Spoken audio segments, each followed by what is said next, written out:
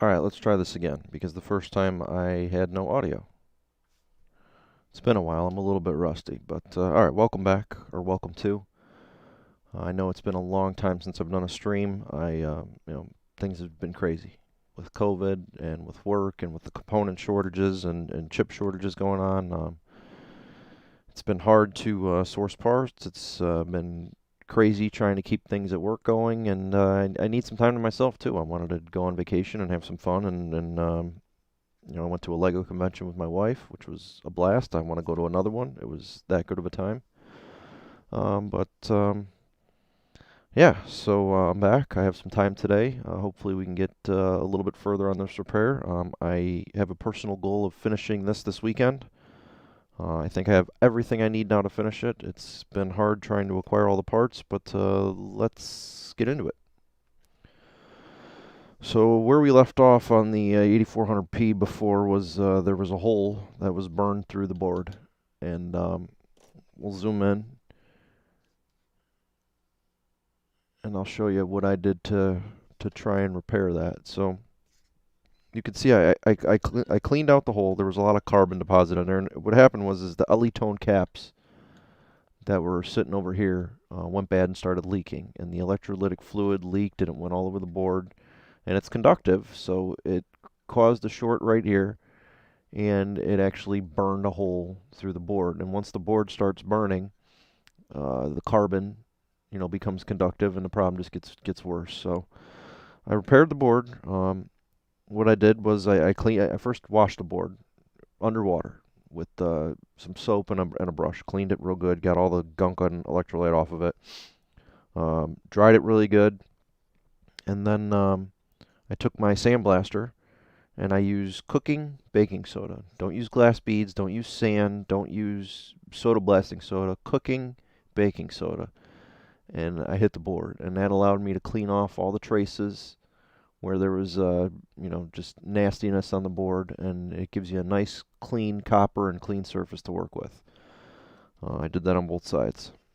So you can see this was a little bit harder to work with than the area here, but it still comes out clean enough to where I can use my scratch brush and polish those up if I need to. But you can see the trace repairs. I have 2 of them done here on this side. I haven't started any of the through-hole repairs yet, but how I did this was, come on camera, cooperate. They have the schematics for this. So I was lucky I was able to find them. But in those schematics, they have the board layout. And what I did was I went on my printer and I resized the image so it would match the exact size of the board, and then I could cut the traces out and make templates to repair the pieces that were gone. Now you don't have to do it this way. I could have just took a couple pieces of wire and went from here to here, but I wanted to do as close to a factory repair as I could. Generally something that's in this condition I would not repair. Like as soon as I opened it up, I would reject it, and that would be it.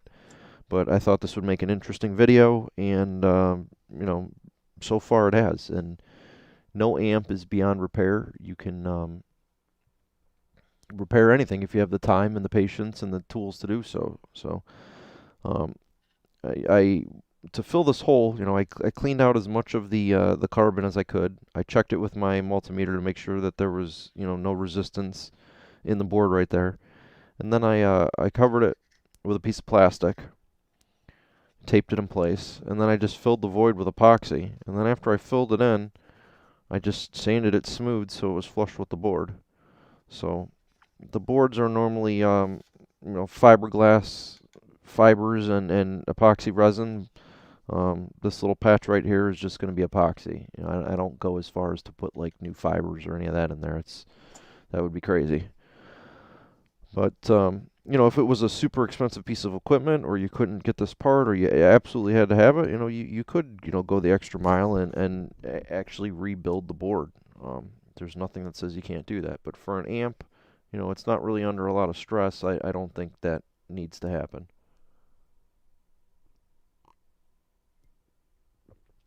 So here we are. The main problem on these boards are the Litecoin caps that go somewhere over here. You can't get them anymore. You can't even get anything similar to those, and they're known to be problematic in every one of these amps that I've worked on that gets old. So here's what we're going to use. I don't know how it's going to work. It should work theoretically, but we're going to use film caps. These are, of course, they don't have the name on them. They might on the actual cap. I think they're Illinois. But I found them on, yeah, they're Illinois capacitor. I found them on DigiKey, and they should make a suitable replacement. I don't know. Let's check and see if the leads are not going to be long enough. So we're going to have to find a creative way to mount these. We're probably going to have to space them off the board, and you know, something like that. Just kind of hang them up there. They will not sit flush to the board. I was hoping I could stand them vertical and fold the leads over. The leads aren't going to be long enough, but these should be good caps for a long-term repair. I don't know how much they're going to affect the sound. It's a subwoofer. It doesn't really matter that much.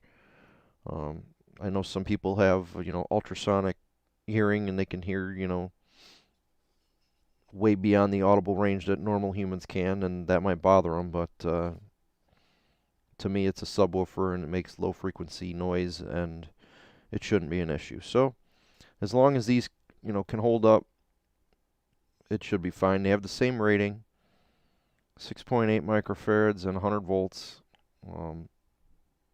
Film caps I thought are generally better for audio anyways, but that's where I'm kind of limited on my knowledge. I know they use these to repair a lot of old tube amps, and tube amps are like the holy grail of audio, so they should be fine in a solid state. I don't think they are going to cause too many problems. So let's get into this thing. I was able finally, these were pretty hard to get. These are the big tank capacitors. These are Cornell. These were hard to get. They were out of stock for a while. I got new resistors. We'll go and replace those. And there's a little, I left a little piece of trace to repair up on the top here, so we can replace a trace piece together.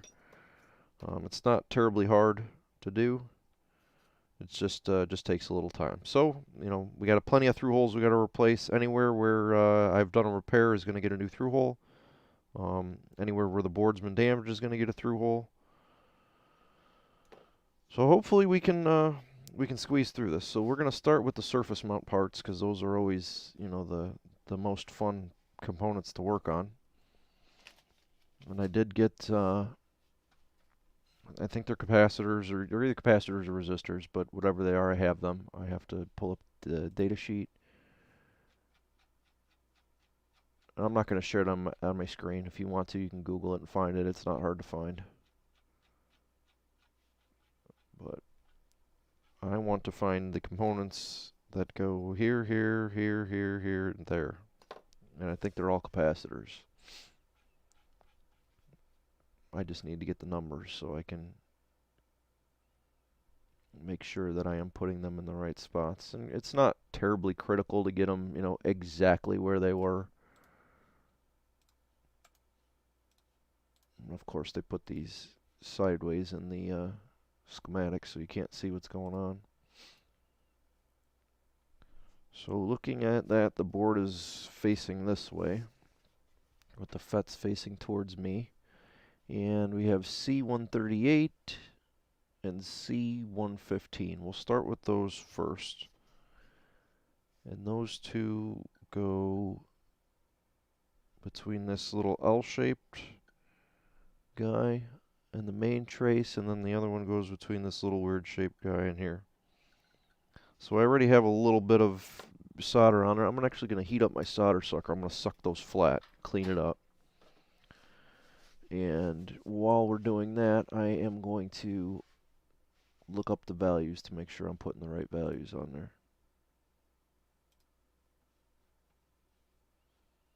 So C138 and 115. They should actually, I can probably just tell by what I ordered, they should all be the same. That's the resistor. Ceramic, 0.1 microfarad, 50 volts. I'm going to heavily guess that that's what they are supposed to be.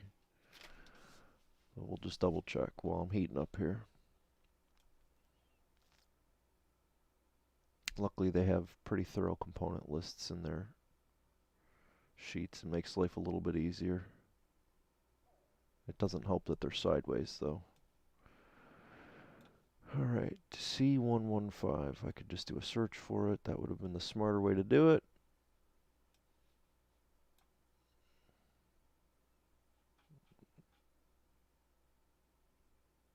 C117. C115. So it's 0.1 microfarad, 50 volts, 805. That's what we got. We are good there. What I don't have is a pair of scissors. Everybody's always stealing my scissors. Making me cut into my... Oh, wait. This one's perforated. Nice. Alright, so we're going to start off with these two. We will get those back into place. And they're not going to lay flat to the board. There's no way I can get them to be, you know, perfect like they were. This is one of those scenarios where you kind of just have to do the best you can. And that's got to be okay. My tip's a little dirty here. I got to clean my tip.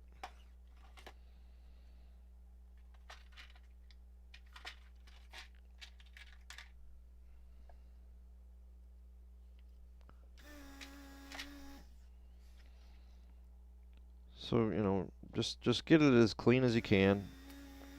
You could run wick over it if you really want to. I don't think that's entirely necessary. We just want it so we have somewhat of a flat surface to attach to. You can put a little fresh solder on there and suck it back off, a little sacrificial solder. You're working with a large plane here, so you're going to need a pretty good iron to clean that up. I generally don't use a lot of flux, just because it, you know, I use flux cord solder. But in this case, you know, you want to make sure you get a good clean attachment, and since I am going to fresh copper, I am going to use some flux. Let's zoom in so we can... You know, 0805 is actually considered a large surface mount part, but you can see that, you know, large is kind of a relative term when you're talking about parts, because these are my tweezers and they have a razor sharp point, and the components really aren't that much, you know, bigger than my tweezers.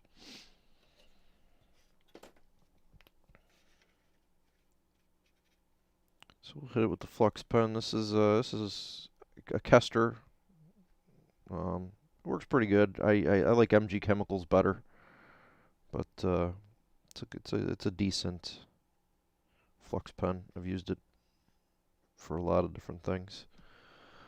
I'm gonna fire up my iron. I do have surface mount tweezers. Those are kind of a pain in the butt to put components on with. They work really good for taking them off. In a pinch, sometimes I will use them, but you almost need an extra set of hands. Let's see if we can get a little more light in here. There we go. And I'll try to keep my head out of here as best I can. I need to get some of those like head-mounted glasses that zoom in for me. A little fresh solder. Now you want to make sure that, you know, since this is going between two areas, you want to get it centered as best as you can. You do not want to bridge the gap. So I'll tack it in place. And it really helps to have a little wooden skewer stick, because I tack it in place and then I use my little stick here to push it down as flat as it'll go. And, you know, check to make sure that you're, you know, centered as best as you can be over this gap. And then solder them back in. You don't want to put too much heat on there for too long, but you do want to make sure you have a good solder joint. So we'll go over this entire area with the hotter iron, just to kind of blend in the solder. But we want to make sure that we, have a good connection and no shorts. And they don't have to be perfectly oriented. Just, make sure that they're kind of relative to where they were from the factory. It doesn't have to be perfect. But the better job you do here, the easier it will be if you have a problem and you're trying to, troubleshoot something. Always make sure that your two pads are touching the traces. You don't want to bridge an entire gap with solder, because solder is, at least my solder has lead in it, so it's not a very strong metal.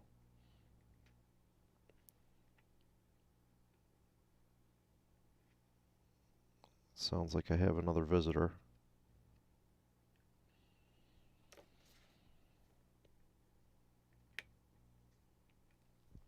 Alright, this one is not playing nicely for me. There we go. Well, I do have another visitor. Hold on, please.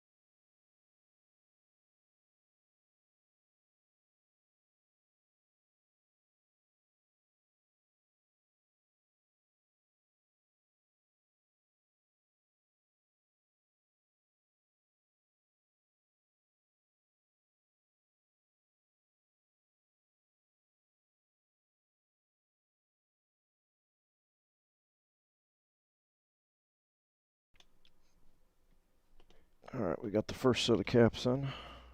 Grandpa came over to say hello.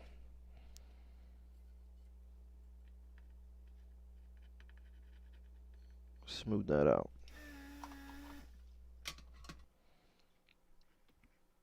It's hard to see, but the first set is in. Now we need to move to the second set. Second set is, actually we have a component here. We have 3 down on the bottom here. Let's see what those are.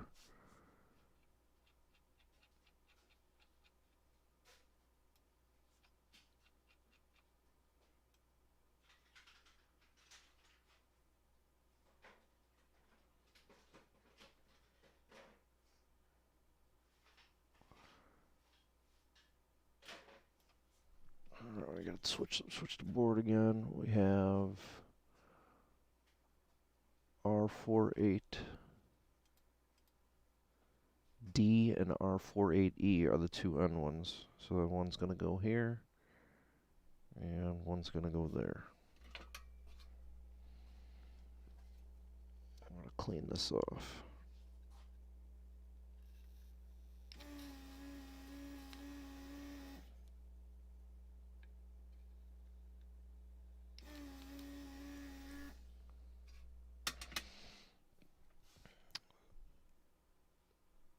So we get a resistor that's going to go here, and a resistor that's going to go there. 48D and E. Let's check their values.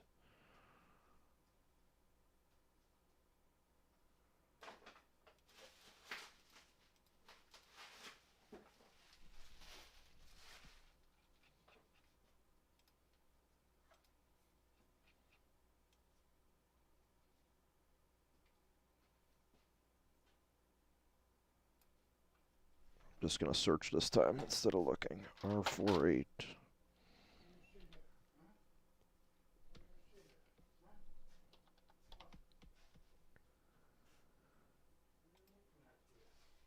A, B, C, D, and E is 47K0805. These are probably the drain caps.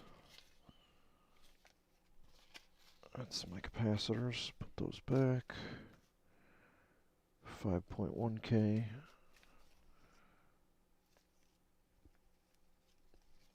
Different set of capacitors.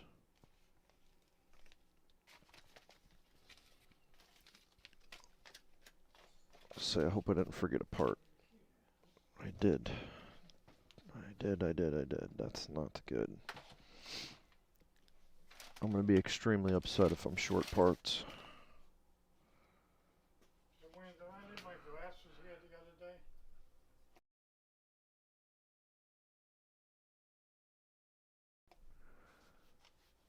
can't find it. Gotta be here. A, B, C, D, and E. Oh, I'm sorry. I was looking in the wrong column. 5.1K 0805. All right. No reason to panic yet. 330 ohm. 5.1K.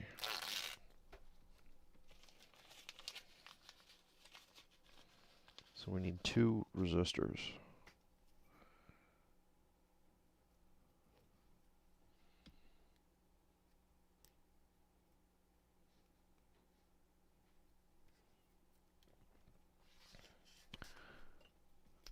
And we'll try and get them as close to their original homes as they go. It's not always possible, but we are going to try.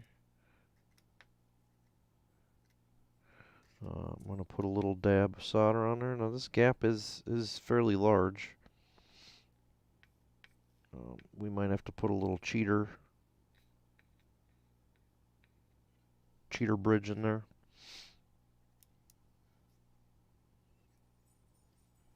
These components are bigger though, so they might fill the gap. Let's see what happens. Yeah, I think we're going to be okay.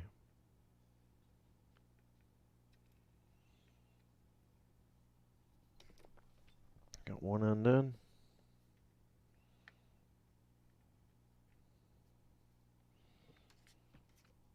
Sorry if I'm sticking my head in there. It's just I want to make sure we get these right.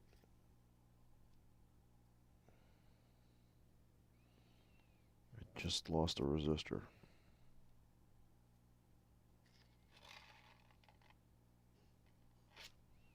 I don't know how that happened, but yeah, I just lost one.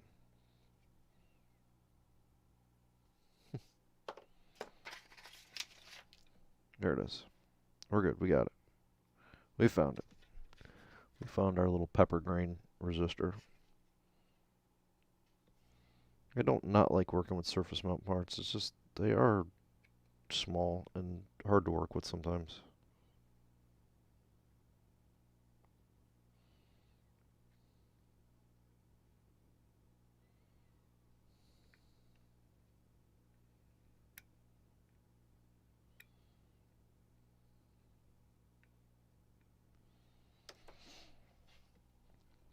And we're going to make sure that these are soldering in good.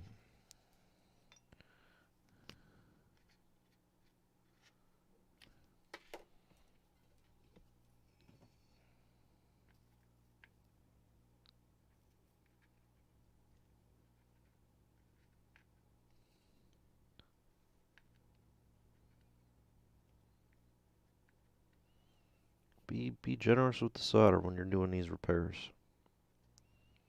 It's okay. Get a little more on there. And take your high heat iron or high heat and get it in there. If there's any contaminants or anything, you want to burn it off. You want to make sure you got a good connection. Check your work. You can even use these to help flow your solder. Now, you know, there's probably a little bit of glue on there.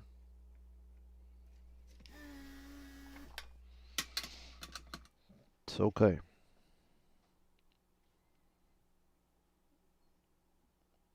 And that looks pretty good. Let's check for shorts.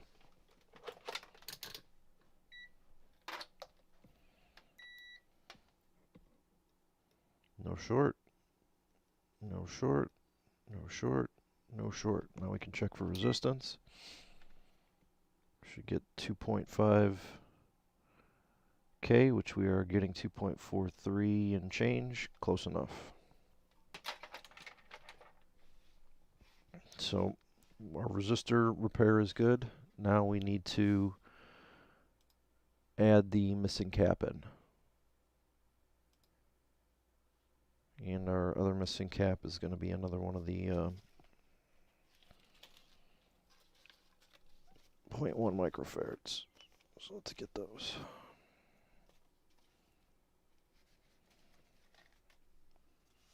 I'm going to double check. You know, I don't want to take any guesses here.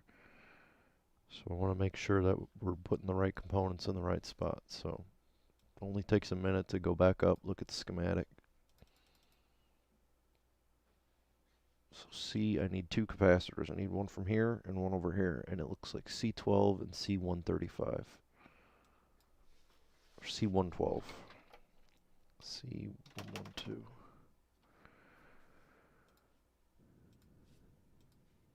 That one was not found. Let's try 135. Nope, no luck. I do have to search anyways.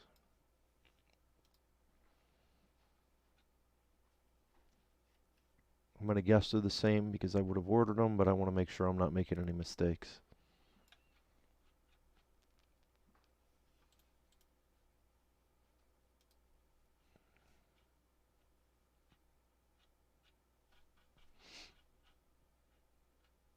This is the preamp board.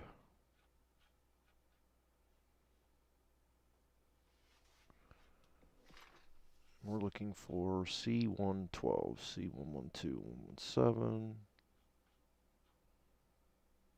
Main amp power supply. That's what we're going to be needing.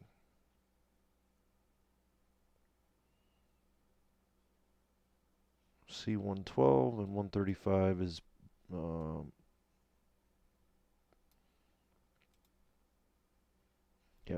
yeah, we're good. 0.1. I hate the way they label these on there. They label them 0U1. That's 0U1 is really 0.1.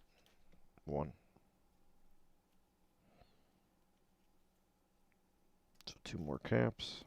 And these are decoupling caps, so it isn't gonna affect it too much if the value's a little bit off. It's not off, but if it was, it would not affect anything. Now I can say I have a little bit of glue here where these guys go, so I'm just gonna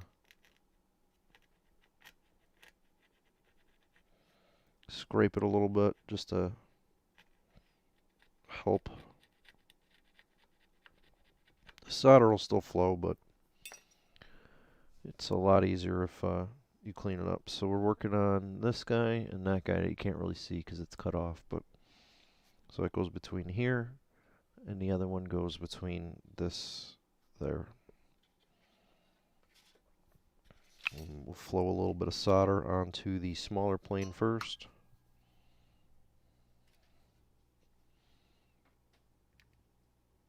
And I'm going to put them right here on the edge.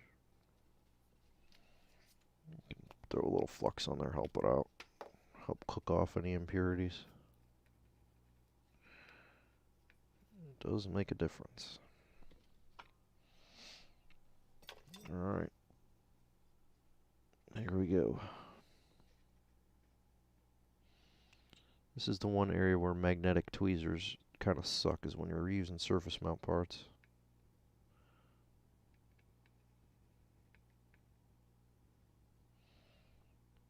Again, we're going to just wet it in, try and drag it.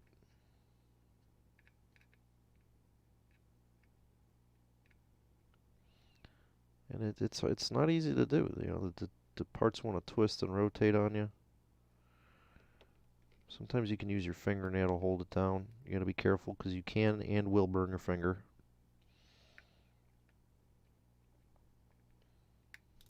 And the part rocketed on me.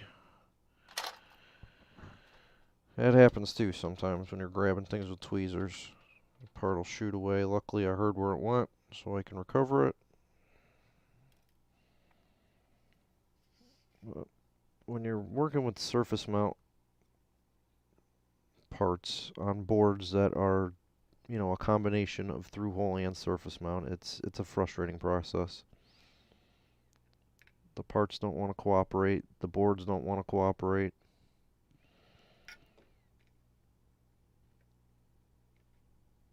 Yeah, it's touching the trace, but it's not over. You know, the gap on here is pretty large.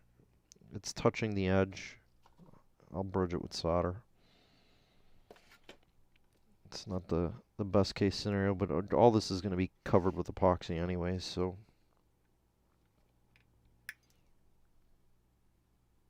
Yeah, I lost that one. That one hit my coffee cup and shot off. Normally I don't, nope, there I found it. Wow, that was lucky. Normally I don't suck this bad with surface mount, but today, today maybe my tweezers are dirty. Today it's giving me some problems. I always prefer to use hot air though on surface mount stuff. It's a much more enjoyable experience.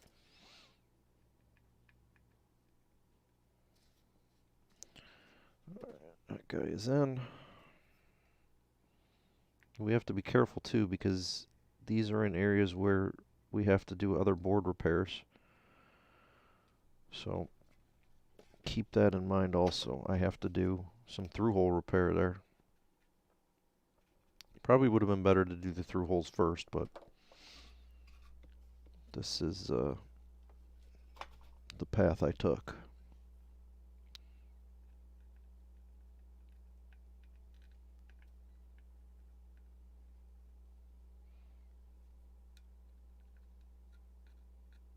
I could tell there was some super glue there. I can smell the fumes burning as I heated it up.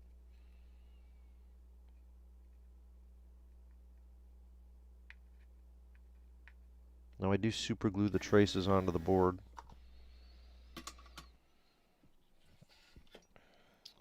And then I'll put epoxy over the top. It's just a little bit easier to work with, and it holds really well. I mean, these aren't going to go anywhere anyways. They're soldered pretty good. But alright, so that takes care of our bottom components. We have a trace we need to repair here. I think we can start propagating though. We can start putting all the stuff back in where it goes.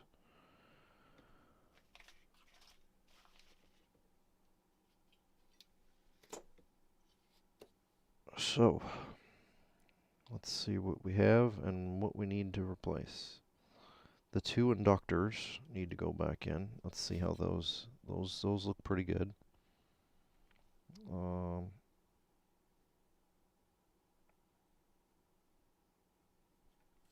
going to hit these resistors over here with some flux and some heat.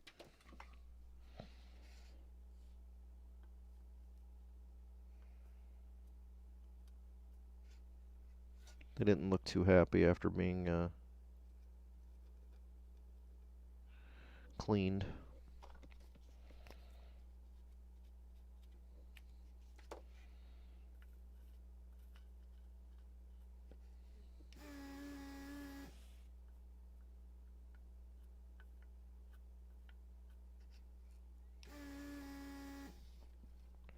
You're not going to hurt anything on here by giving it a little more solder.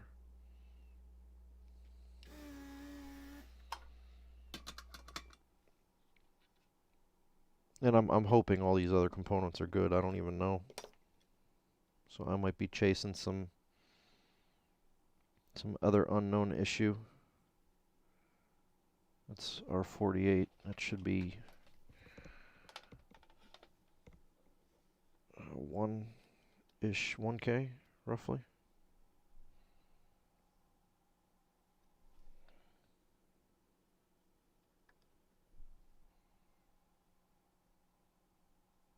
I was reading 400K. These might need to be replaced. 400K is no good. I might have to check every component on this board. But I'm pretty sure these are not supposed to read 400K. They're only going through a capacitor, so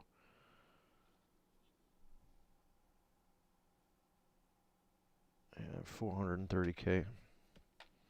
Those might have to come off. It's one of the other problems is when you have this level of damage on a board. Really anything that looks suspect could be bad. So let's check these parts. Verify what they are, what numbers they are. So that's 48B,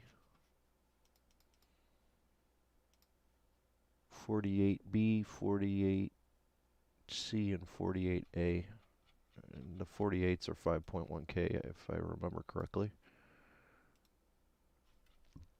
Excuse me.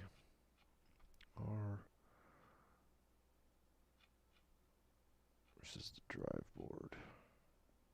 No, this is the main board. Main power supply. R48, A, B, C, D, and E. Yeah, these are the 5.1Ks, so those are not reading anything near 5.1K. And if I look in the schematic, they're all connected in parallel, so they should be reading way less than 5.1K. I'm getting bad readings. We'll just say it's bad readings, so all three of these have to go.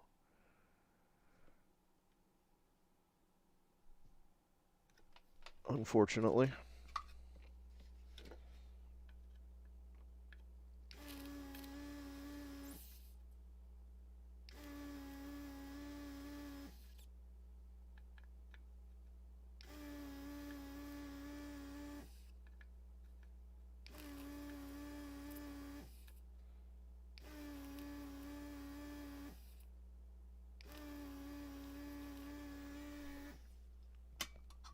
Let's see if I clean them up enough to pop them off.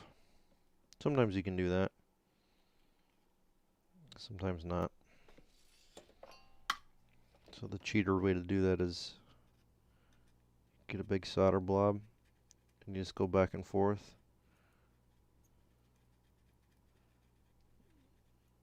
And they eventually just pop loose.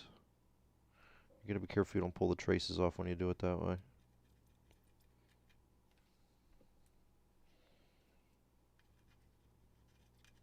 But you can get them off that way if you don't have surface mount equipment. And I don't feel like turning mine on right now. So we do have fresh solder on 3 of the pads. We'll clean the other 3 off. Just for the heck of it, let's see if all these are bad or if it was just one. I'm going to replace them all anyways, but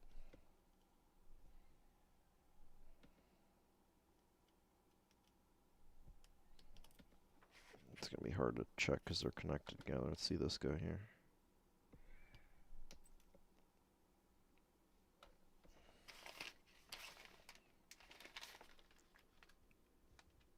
Oh, that one's gone. I'm not even going to look for it. I'm just curious to see which ones are dead and which ones are alive. That one was definitely dead. They're all dead. Not worth the time. Replace them. I bought extras, as I always do, because these are problems that you commonly run into. And if I would have only bought the 2 that I needed, I would be in a world of hurt right now. So, let's get these guys on there. And just for the heck of it, I'm going to check the traces. I think the traces are probably good, but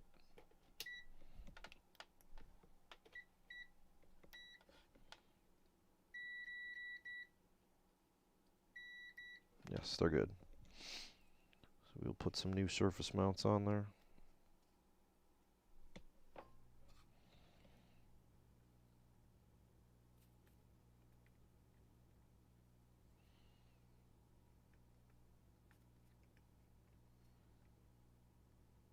I am using an iron that's a little bit bigger than I would need.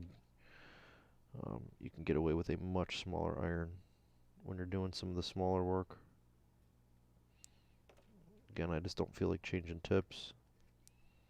I Apparently I have a lot of guests stopping over today, so I don't know what the heck's going to happen.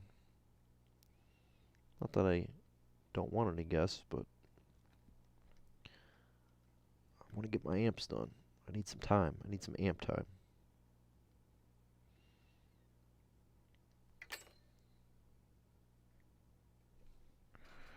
Alright, those are in. We're going to get the other side on there. I can guarantee these are better parts because they're a lot newer.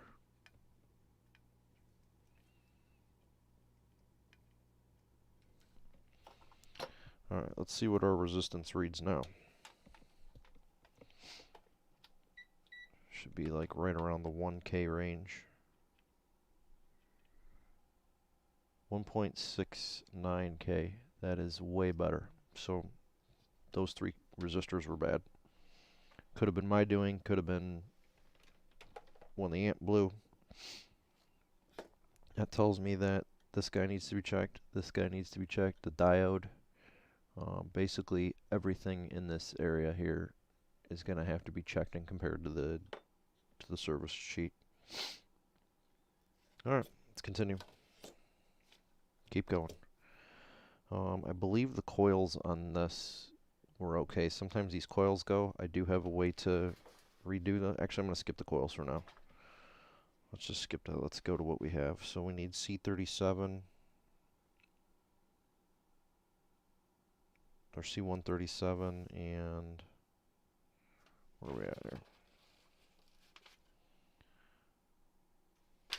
This is upside down. Yeah, that's another thing to remember. You gotta, when you're looking at the bottom of the board, you have to remember that the schematic is upside down. Takes a little getting used to. I should just print two of these sheets. Actually, I'm going to do that. What page is this? This is page 13. I am going to print that out.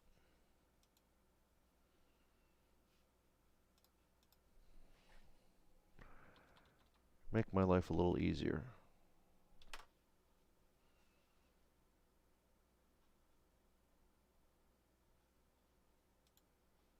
Give me a second while I go grab this from the printer.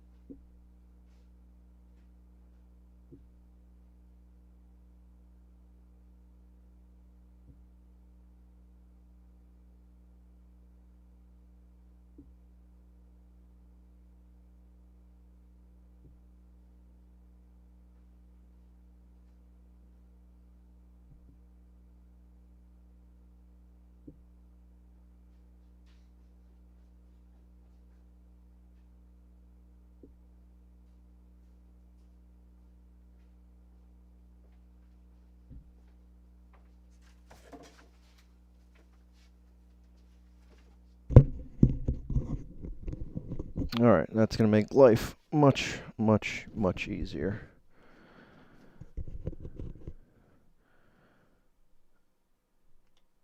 I could see what's actually going on here. We can zoom out a little bit too. I don't need to be that tight. Alright. Let's continue. I am going to move to the top side of the board. I want to start populating some of these components.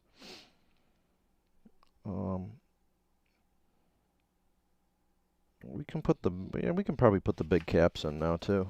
Let's put these monsters in. They have them nicely marked with polarity.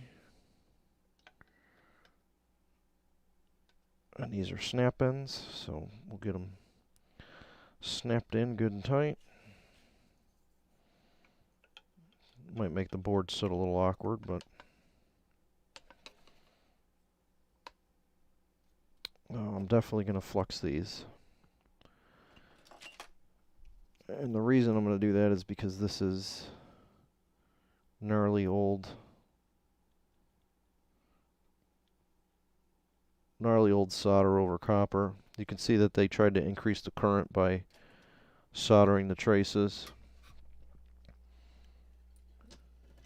It was a common thing to do. I don't know why you wouldn't just do the whole trace. Probably some kind of weird cost saving things. But we're going to be generous on these.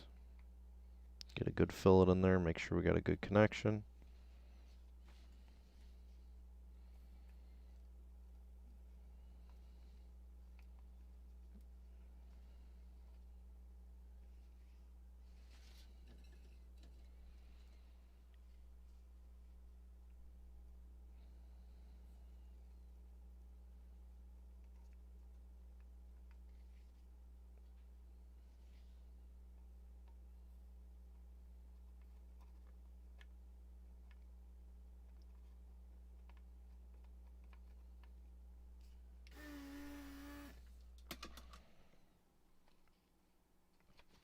Alright.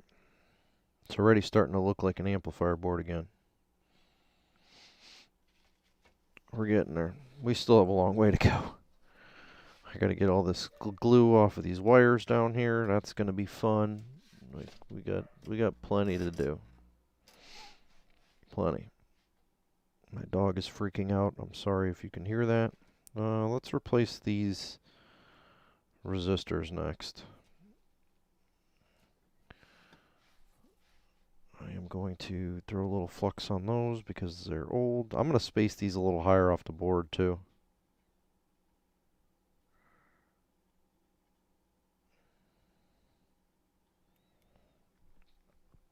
I am going to check the little guy right here when I pop the other one out. But these resistors have seen better days. It's clear that this is a hot spot on the amp. Actually, we're going to throw some fresh solder on there too. We're going to give them as much help as we can getting them out.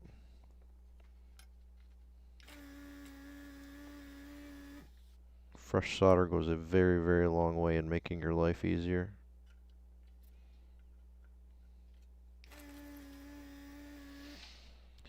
It's probably still good, but it doesn't look good.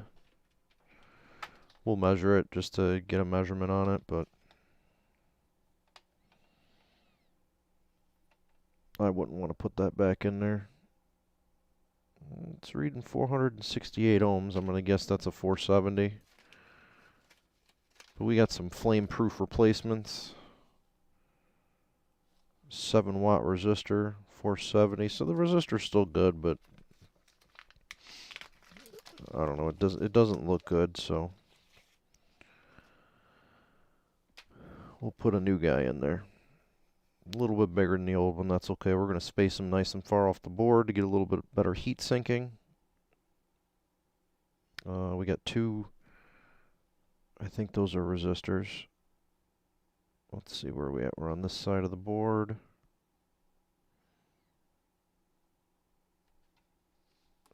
Yeah, we got a resistor here. Yeah, we have two resistors, R79 and R looks like 102.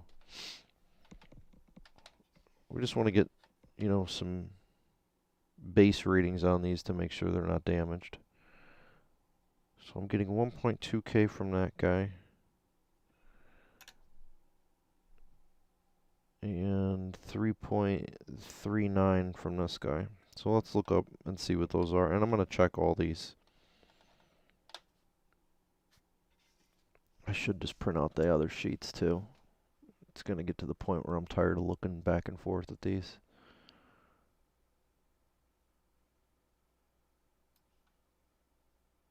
Main amp power supply. Alright, so we are looking at, of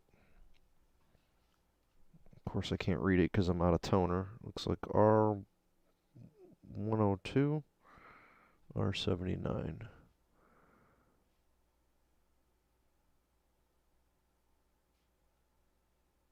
R78. R79 is 3.3K.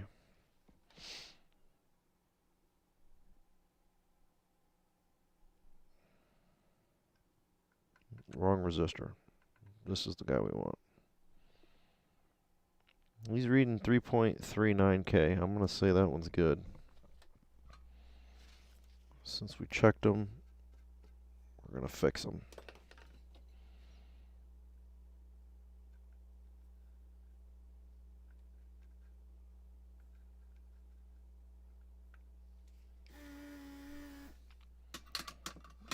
You know, that way, you know, if you touch up the solder on there, I'll know which ones I've checked and which ones I have not checked. That looks like R. I can't read that. I need to replace my toner cartridge, darn it.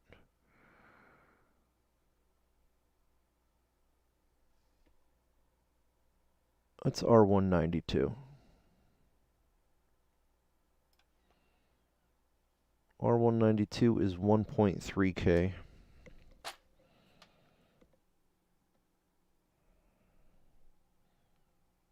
I'm getting 1.235. What's the percentage on that?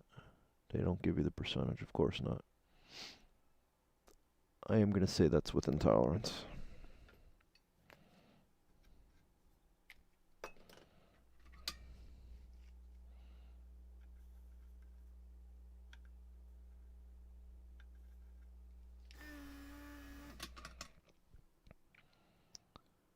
Alright, so that's looking good. The top side, the connections are looking alright, so let's put the large resistor in. I'm using full lead length. I'm not even going to bother trying to snip them down.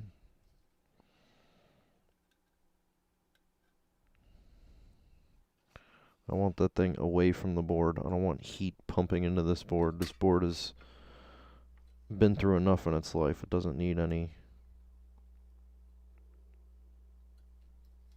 more. So we'll get it, you know, as close to straight as we can.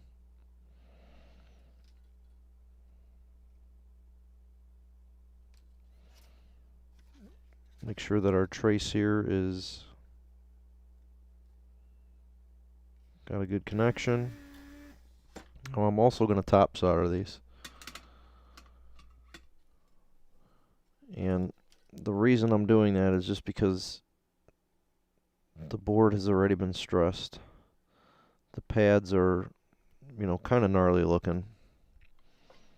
Top soldering is just going to reinforce that connection.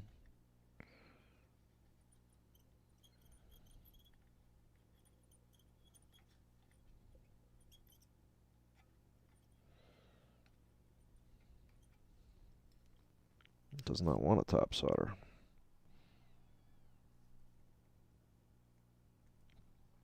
That side's giving me some problems. We'll fix that though. I'll show you how to, if you have the solder leaking down in there and it doesn't want to play nice with you. Bring out the big guns, put some heat into it. There we go. Sometimes you gotta do that. You gotta give it a little blast. But now it looks really ugly on the back, so suck a little bit of that out. Same over here.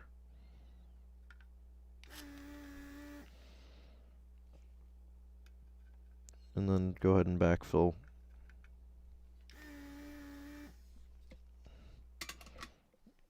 Now we have a nice, good top and solder joint on that resistor. And we'll make sure that he's not going to be too close to the cap, but spaced off the board. It might vibrate in there a little bit. I'll throw a little blob of silicone right in between the cap and the wire here to stabilize it. And hopefully that will take a little less heat into the board in this area. This is a hot section of this board. So let's continue checking our resistors. We have one on the other side of these FETs here.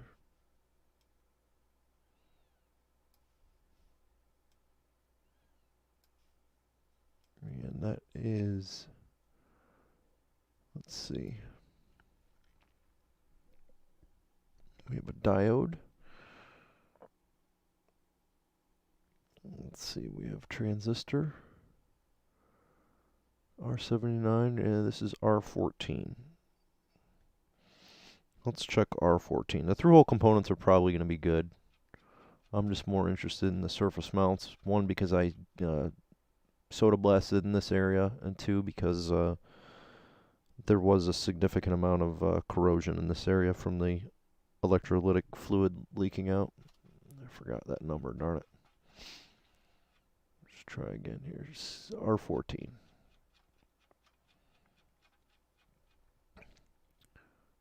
R14.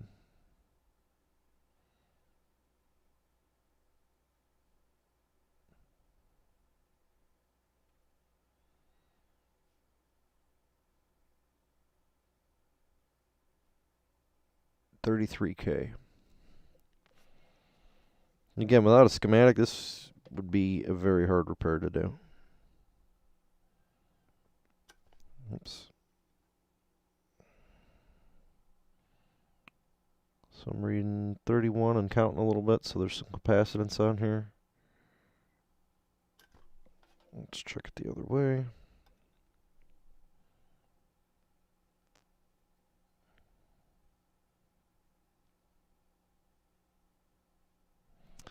I'm going to say that's good.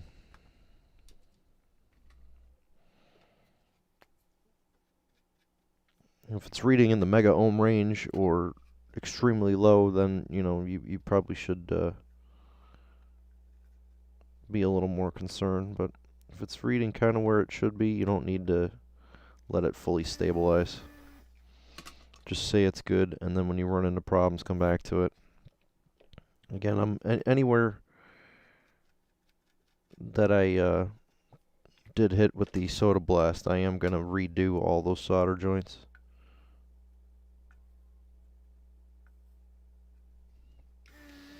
Just cleans it up a little bit, helps it out. This resistor's coming out.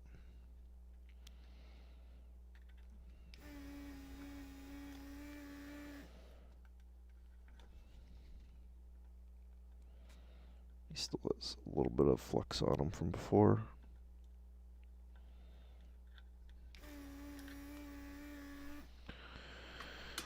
Again, this resistor's probably good. You can tell it was severely overheated. It's starting to just flake apart. We'll measure it just for our sanity check. That way we do know what did and did not fail. It's reading 554 ohms, and the correct value is...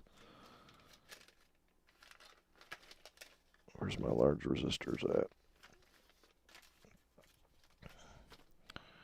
560. So both large resistors were still good. But they weren't good enough for me. You could probably leave them if you're doing your own amp. But something that's in this bad a shape, when the guy pays for the repair, he's going to want his repair to last. And even though this is a little bit of an odd situation, I still have to be mindful of that. Like, I'm going to charge this guy money to fix his amp. He's going to want this thing to work. So if I give him an amp and it dies in 3 months, he's going to be calling me up like, hey, this thing that you just fixed that I paid all this money to repair is not working anymore. And he's either going to want a refund or he's going to want me to fix it again. So my goal is to make sure that even though this is an insane repair, it never comes back.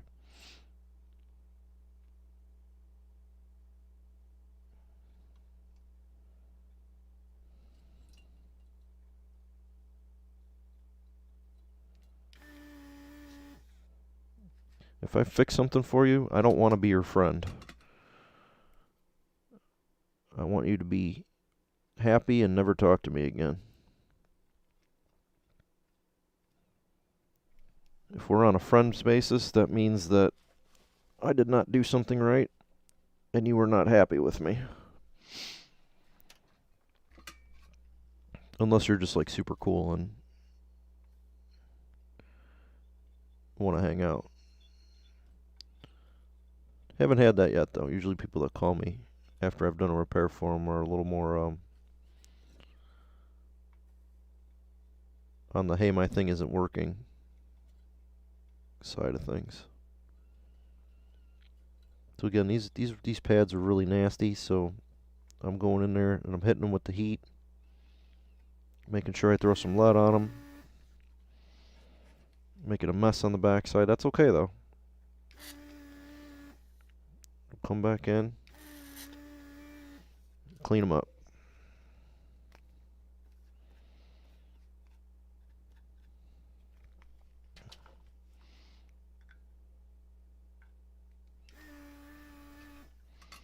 And since these are large components, you know, I want them soldered on there good.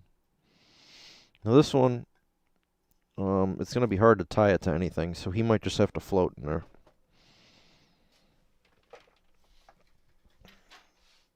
But you know, double soldering it will help. I am gonna put some epoxy on the base of the leads. That's also gonna help. So hopefully they won't go anywhere. But spacing them off the board is gonna make a considerable difference to the amount of heat stress this board has. You know, we want to be mindful of that. We want to make sure that the board isn't gonna, you know, damage itself from thermal cycles. And I'm gonna be adamant that this guy unplugs his amp when he's not using it. Because that's part of the reason why these things fail in the first place is, you know, people buy this stuff, they plug it into the wall, and they leave it there for 20 years. And just like everything else, these components have a lifespan. So I'm reading 3.3K on our next resistor. You can't leave your audio gear plugged into the wall. It must be switched off, hard switch, or unplugged. And I will say that until I can't say it anymore. So we have a diode, and R77. R77 should be 3.3K.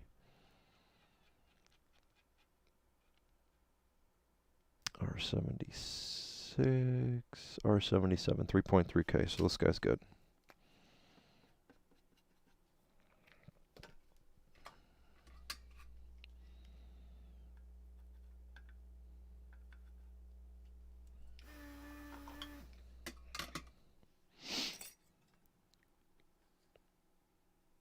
Alright, we have made it mostly through this side. I am going to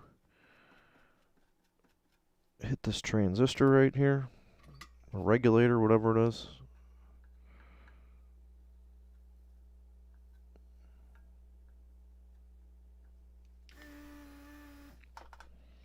Make sure that he is healthy and attached. Let's check these diodes now. The diodes are probably good.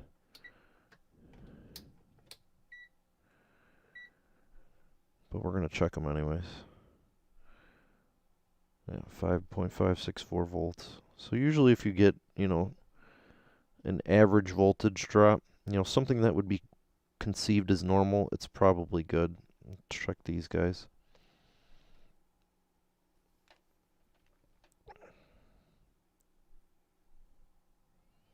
0.68, that seems good.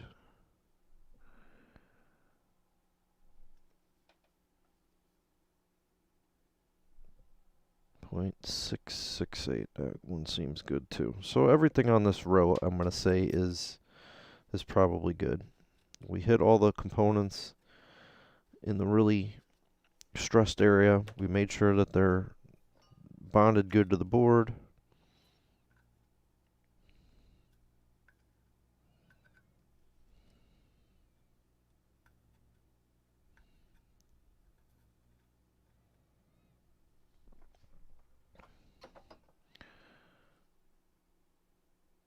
So this section of the board should be repaired.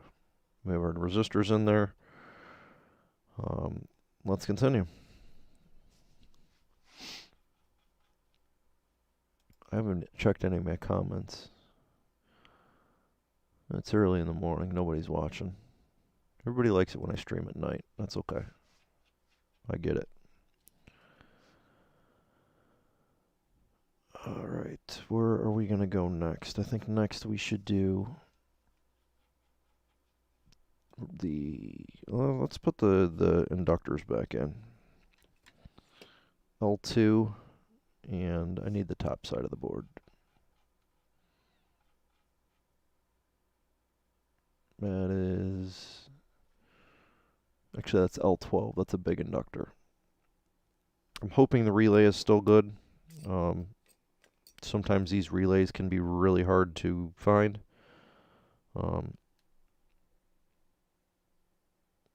It should still be good. We're going to hope it's good. If not, we're going to have to maybe cobble something in to make it good.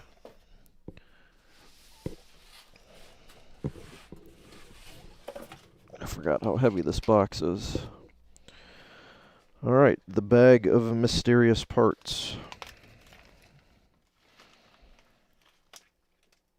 These guys are irreplaceable. I've recently just found the wire that I need. I have a customer that's been waiting on one of these inductors for a long time. I might be able to get it going for him now. These are the caps that caused all the problems. These little L-tones. You can see this one has been completely nuked on the bottom. If you have one of these amps, take it into a service technician and have these L-tones removed immediately. Get rid of them. They will wreck your amp. And every single one I've worked on has been damaged because of those capacitors. So this is your public service warning. Get rid of them.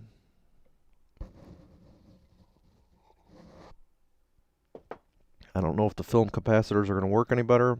I suspect that they are. But film capacitors don't leak like those electrolytics do.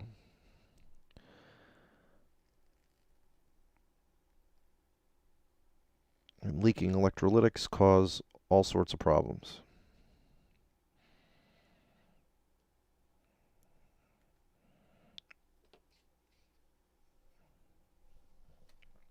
So do yourself a favor. You got one of these amps? Find your local service technician, or find me, and send it in and have it recapped before it's too late. Because if it's too late, I'm not going to do another one of these repairs. If somebody sends me an amp that's in this bad a condition, I'm going to politely decline. They can donate it for parts, and I will offer them a suitable replacement. But this is just above and beyond normal repair. Alright, so we are inspecting the components and we're going to start putting them back. Making sure our pads are nice and clean. You know, we can throw a little bit of, let's throw a little bit of active flux on there.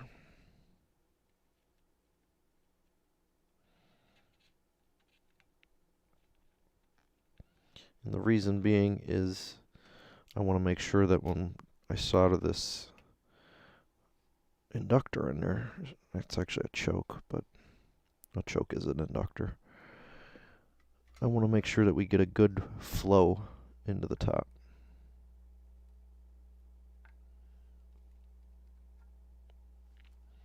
So we'll get it positioned. I'm going to hit the top side with a little bit of flux too. So when you're working on old equipment that's been like chemically damaged, or that is when I would recommend you definitely should use flux. Heat and flux. You want to make sure that these joints are good and strong.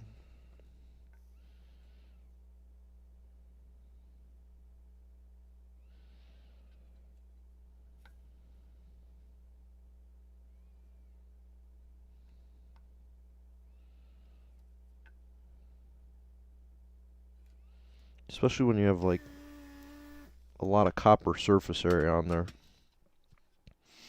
You know, you're not going to damage this thing by leaving the heat on there for too long, but you have connections that are going from the bottom to the top of the board. You want to make sure that those connections are good, because you don't know if the through holes are actually good anymore. So, you know, you got to keep that in mind. This is all part of the output. So we had, I think there were 4 LE-tone capacitors in this area. We had these little guys, and then the big guys. And the little guys are as much problems as the big guys are. The little guys, let's see, we're on the top side of the board. We did, excuse me, C114. We have a resistor that needs to go in here. I need to replace the through hole. I'm going to do these 2 caps next. Those are in good spots on the board. So we're going to do C137 and C114.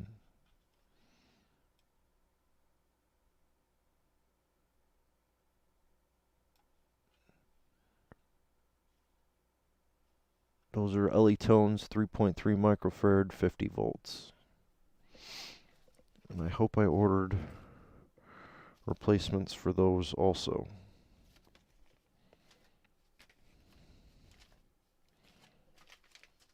Yes, I did. No, those are 6.8s. Here's the 3.3s. I'm also using film caps here.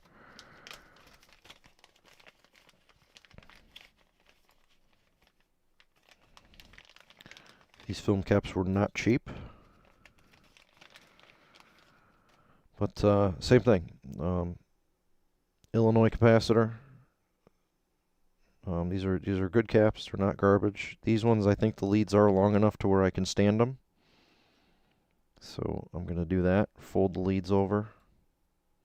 I wish the big ones were like that.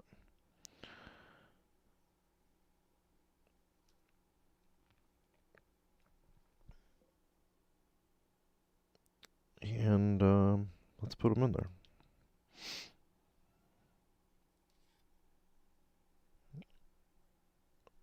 So one lead goes to the ground plane. I'm going to put the 2 folded lines facing in. And the reason I'm going to do that, and actually this is in the way of my resistor that's going to be coming through, darn it.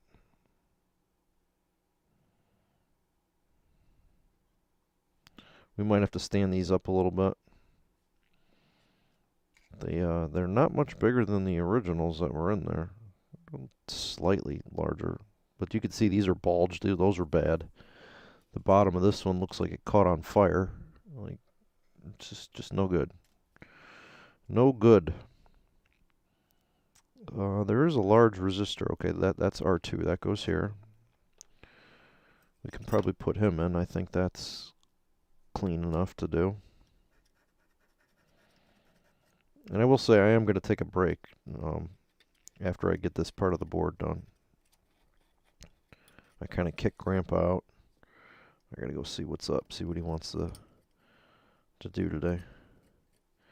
But the samp, like I said, the samp will be finished today.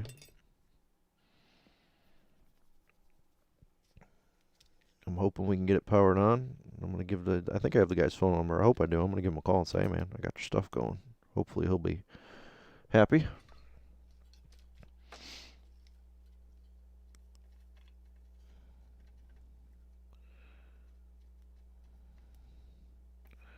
Probably should have did this underneath that inductor. Actually, I am. I'm going to pull that inductor, and I'm going to tin these top pads.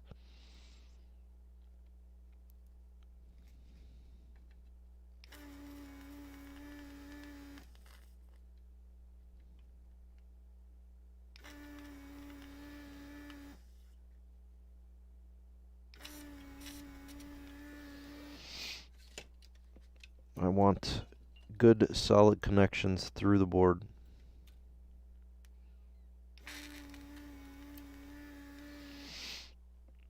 I can't guarantee that I have a good connection under there, so I'm pulling it.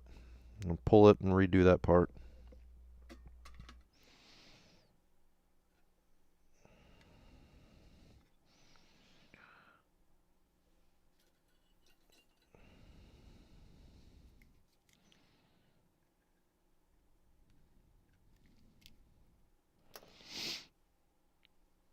That's the difference between doing a high quality repair and doing a hack job.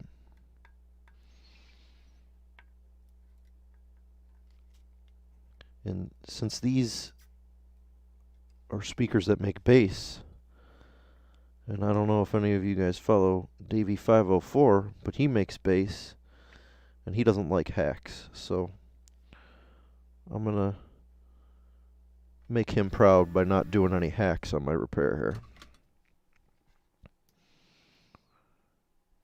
That's beautiful. The fillets underneath that resistor look amazing. So yeah, I'm gonna pull this guy off, and we're gonna do that to these pads. This is not the right tip size. I gotta change my tip. And my favorite tip is missing. Where is my tip at? I have my mega large tip. Well, we're going to have to go with him because I don't know where my other one is. It's buried in my mess of a desk somewhere.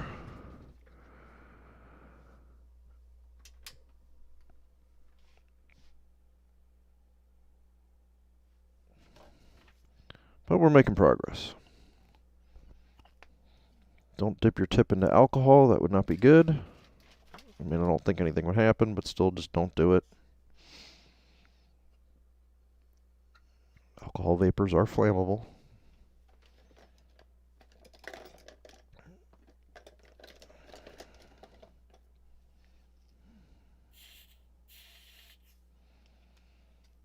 Cool the tip just enough to pull it out. Set it on a piece of wood so it can char into it real nicely. And throw your new tip on there.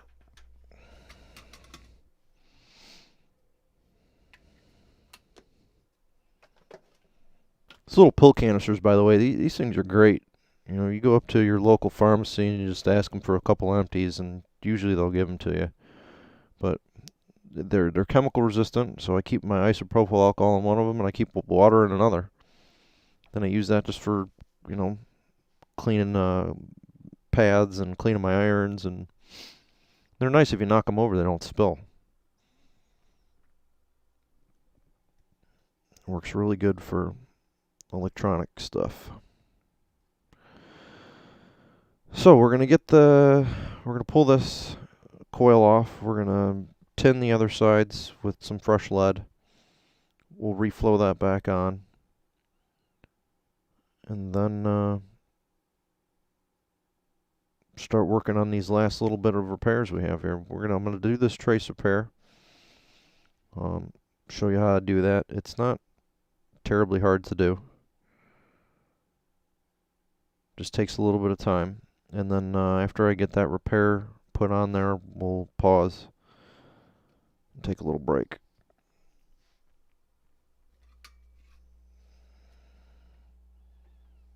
So we're going to pull this guy back off.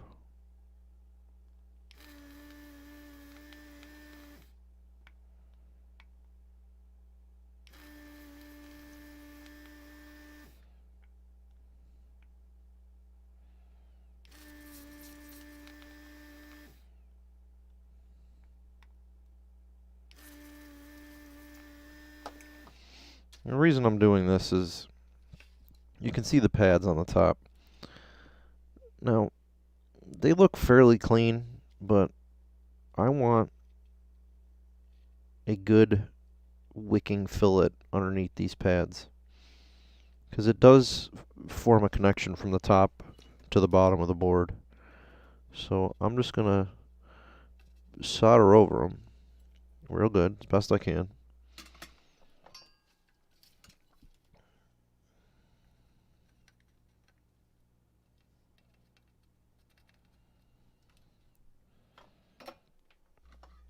And then I'm going to come through the bottom side and suck the solder out of the bottom.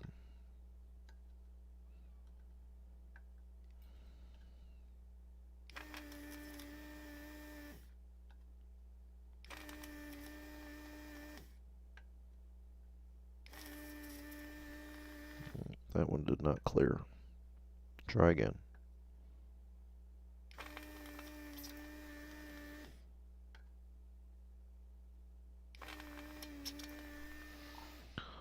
So now, when you look at the top of the board, you get a nice amount of fresh solder on the board there. We'll clean up the Clean up the flux just a little bit.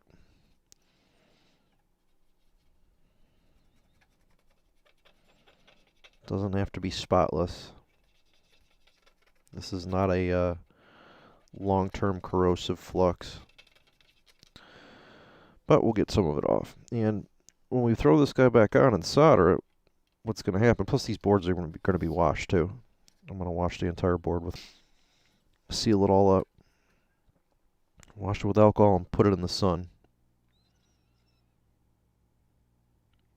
So we're going to tack one leg in. And we're going to use our large iron tip. And make sure that we get a good hot joint. And by taking the tip and swirling it around the leg of the part, it helps the solder kind of flow down underneath that leg. So I'm confident now that there's a good joint on both sides of the board. It would have worked, you know, the way we had it before, but it's just those little extra steps that just make a better quality repair. So what do we have left on here? We have the big coil that went there. We have, I don't know if components went in those. I think those are just through-hole connections to the other side of the board. I think those are okay. We have to do a through-hole repair here, and that is for this resistor. And I don't know if I get a replacement for him or not. I don't think I did.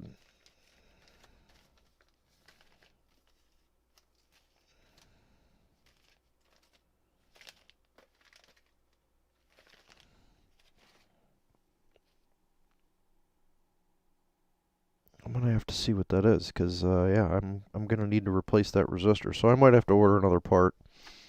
Unfortunately, I was focused on these big ones, and I think I forgot about the little guy.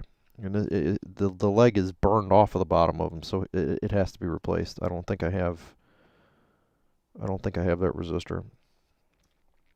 So that happens, and it sucks because I just placed an order last night for something else I was working on.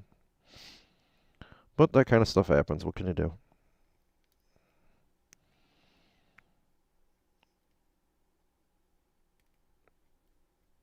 Clean off some of this old silicone. Don't use tools to do this. Use your fingernails. And be careful. Be very careful. You don't want to break the wires. These are custom inductors for this application.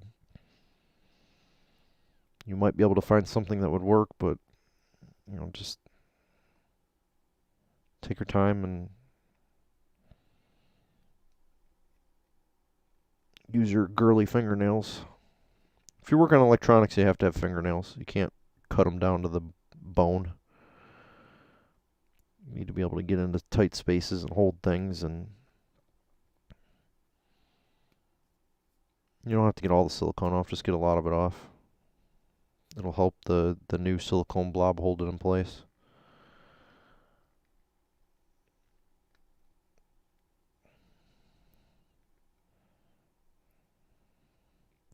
That's good enough. So that guy goes over here. And he sits a little bit off the board.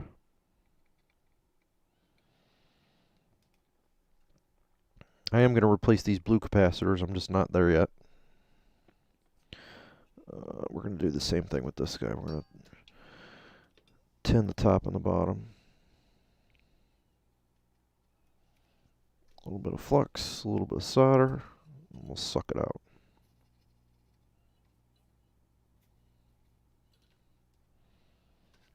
That way I know I'll be getting a nice clean joint on both sides.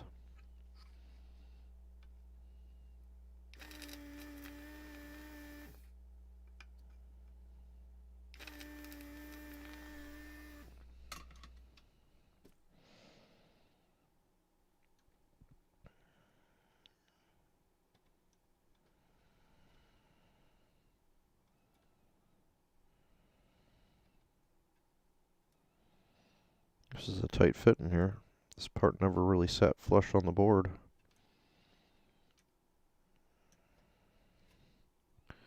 So we'll kind of get him as close to straight as possible. And then we'll make sure we get plenty of solder to hold that guy in place. I'm going to solder the far leg first because that's the one that's going to set my height.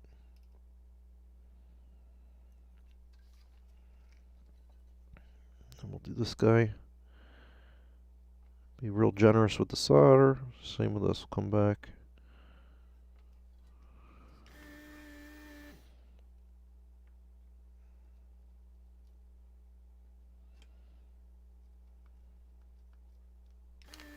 I can actually see the solder flowed through to the other side on that one because it's spaced off the board a little bit. So I know that's a good joint. I don't like that it's spaced off the board. That's kind of dumb, but we'll correct that later. Alright, we have these guys. I'll pop this one in. It sits really close to where those other ones were.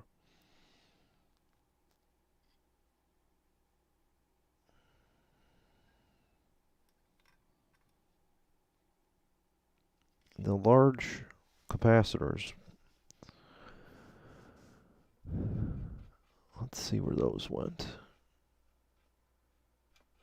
Top side of the board.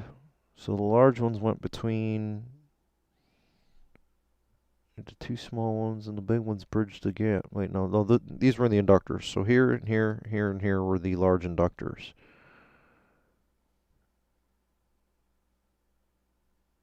We have to go from the inductor to the pad, which goes to, okay, so we have to fix this trace now. That's where we're at. Top of the board, top trace. And here is the printout, and there is that part.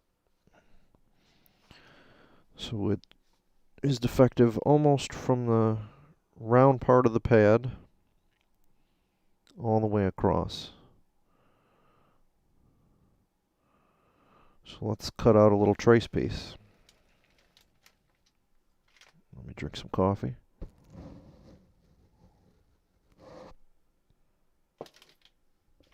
And we're going to cut that out.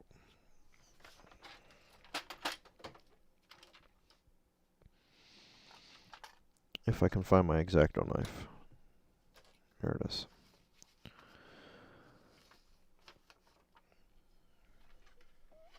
I'm going to use my wood block because I don't like cutting on my safe to cut on surface.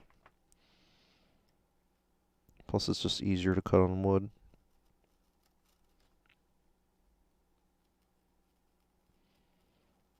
So these are just computer generated images of the traces. I can kind of see where the old one left off, so I'm just going to get it close to the shape that I need. Make sure we have a little bit of overlap.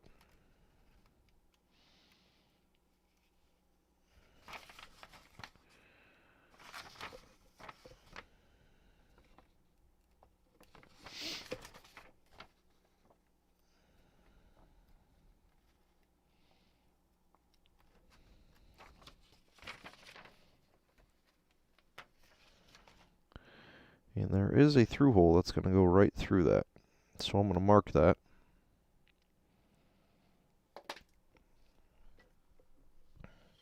This is kind of a small piece. You could do this with wire if you really wanted to. But there is a via that goes through it, so I want to make sure that I kind of preserve the location of where that went. So I'm going to line it up. Get it somewhat close. There's also a through hole that goes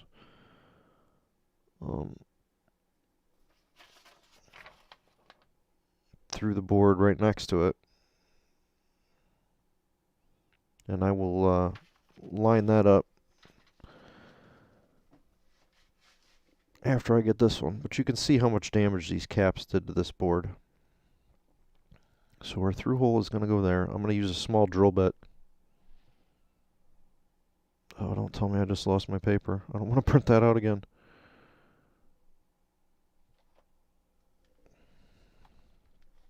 I have no idea where that went. It's stuck to my finger.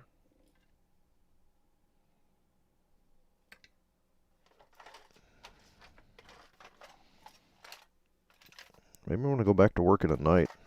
Working during the day sucks. Make too many mistakes.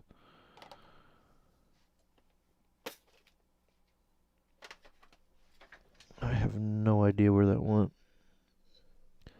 I need that template because that template is what marks where my hole gets drilled.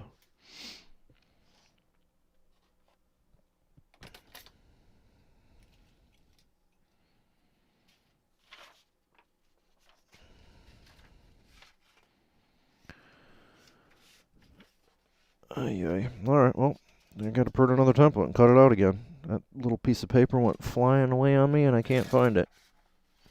It's stuck to my darn finger. Unbelievable.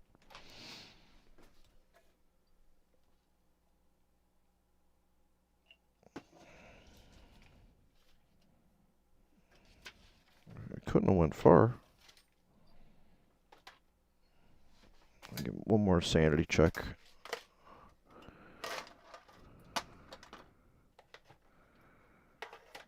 It is not anywhere visibly over here. It must have fell over the edge of my desk.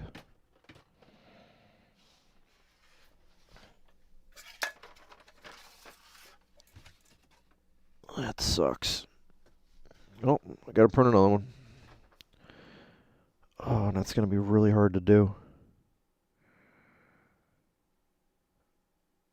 It is gonna be hard to do because I had to change the size on this to make it match the board. I gotta find that piece of paper. I don't want to go through all that. And like a dummy, I didn't save the picture.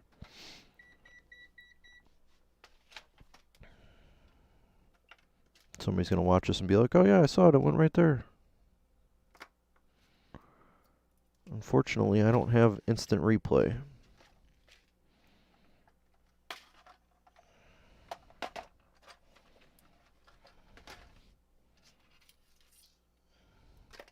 And I have too much crap on my desk.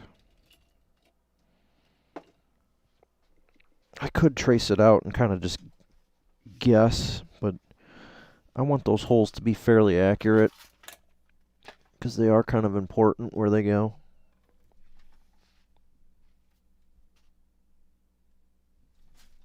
I would have thought such a little tiny piece of paper would be so important. Boy.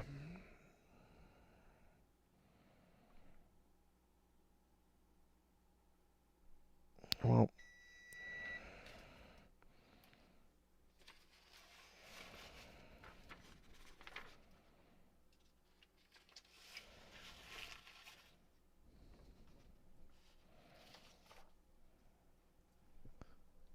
it's not underneath my stuff. I have no idea where that little thing went. It stuck to my finger and it flew away.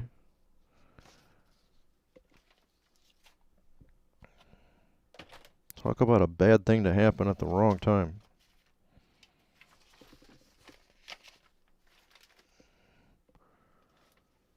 Alright, well, we will just have to reprint. I had to mirror this too. That's the other thing that I did to make it so it would make sense. And you can see that this is the one that I reprinted and this is the one that I have. They're definitely a different size.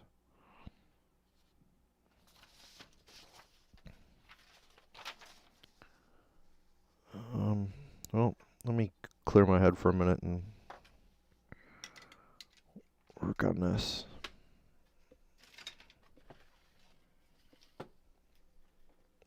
Mildly frustrating. Mildly frustrating. Actually, it's very frustrating.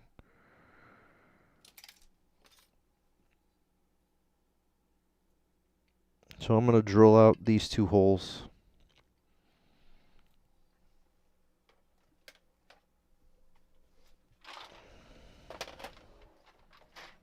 put some stuff away that I don't need out.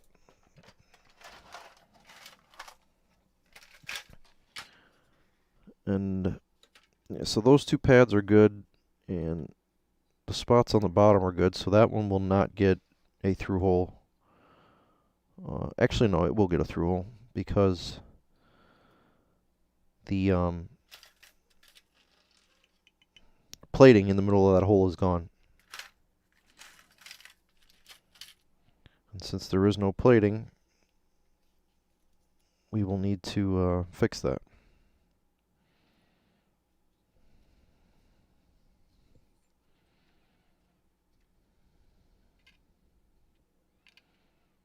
So I'm just very carefully going to locate the center. I'm going to drill these by hand.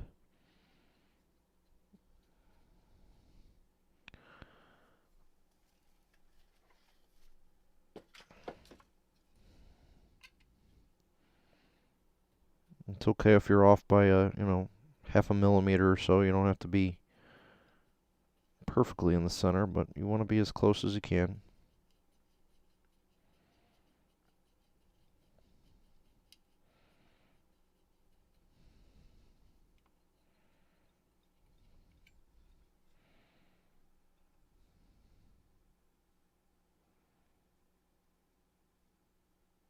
I can see where we're hitting the copper on the other side. So I am going to back drill now. And the reason I'm doing that is I don't want to push the copper away from the board. You know, it's just lightly bonded onto the board. You don't want to risk doing any more damage than is already done.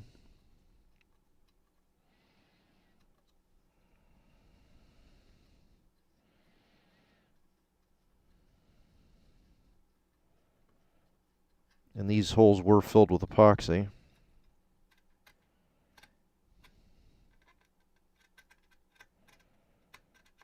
You can use the drill bit like a file a little bit too to kind of ream the hole out. Just work it up and down a little bit.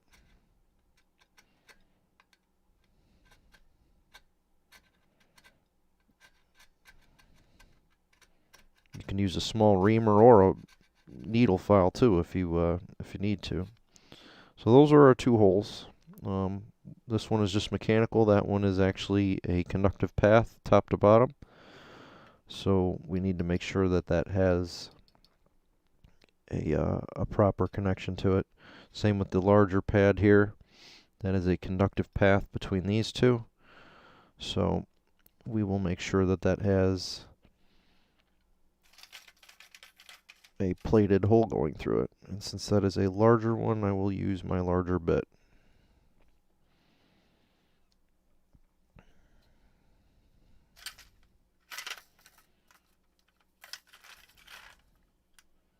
And I should have, plated holes for all these different size bits.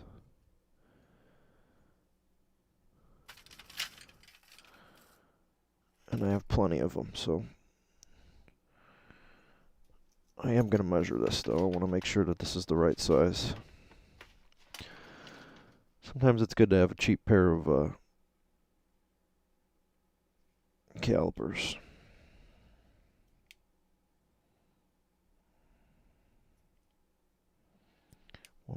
.56.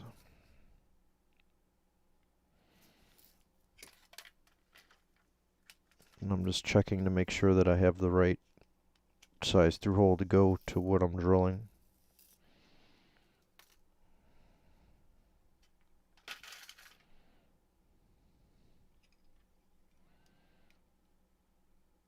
.92, that's a little large.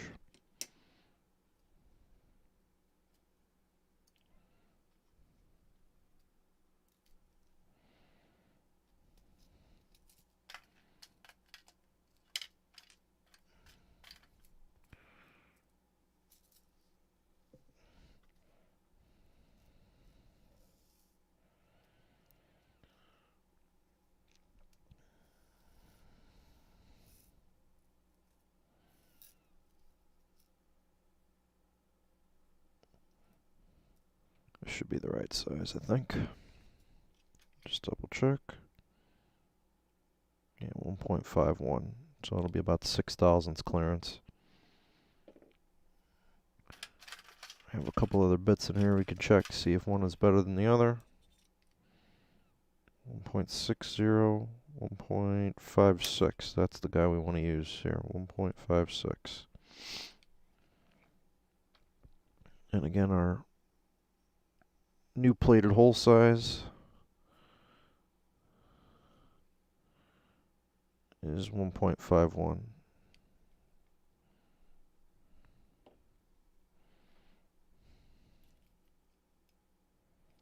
That one's too small.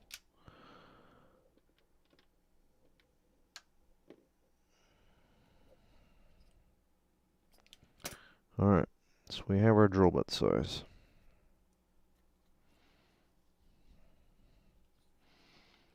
This is where one of the larger LE-tone caps goes through. Try and get it close to the original center, and we will slowly drill through. Stronger joint. And some people might say that doesn't follow standards or whatever, but you know what? That's how I do it. I feel like I have better results doing it that way. I don't even use the striker. I flare it out, and then I leave the little bit of a cone on there. And then I take the smaller point and just kind of make sure it's tight on the inside of the hole. So, I mean, it's gonna, let me see if I can zoom in. I don't know if I've showed this before. Let's get way in there and zoom in. Is that as far as we go? Yeah, well, it's gonna be hard to see, but where the via is, you can see that it's sitting off the board just a little bit. And what happens is when I solder this in, I'm going to put solder all around there. The solder is going to go underneath that, and it's going to lock it in place. So, I don't know. I think it makes a better joint doing it that way. It hasn't failed me doing it that way yet, so that's how I am going to keep doing it. And there should be no problem getting these larger capacitors through there. The hole is plenty big. Actually, those are for the chokes. But those still should go through. It'd be a little tight, but it fits. And if it didn't, we could scrape those down a little bit to get all the blobs off. This side is going to be the same way. So we will use the same size hole.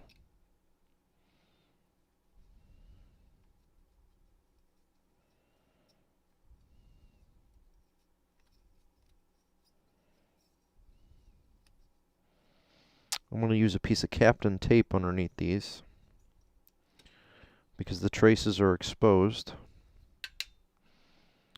And where the traces are exposed, I don't want any shorts to happen. I don't know if the material on these is conductive. It might be slightly resistive. But either way, I'm going to cover them up.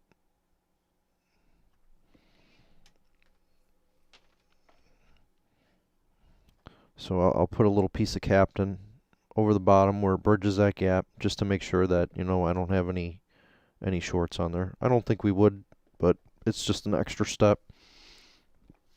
Take a little precaution. It doesn't, you know, cost or hurt you anything to do it that way, so.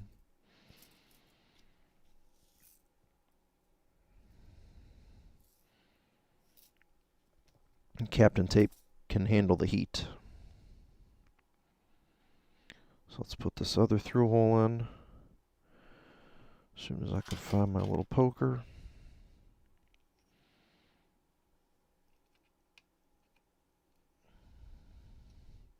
And we can actually, let me pull this one out. We'll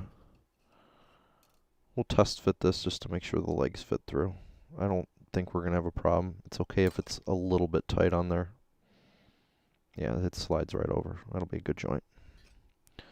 No problem. The holes look like they're a little bit bigger from the factory, but it's not gonna hurt nothing.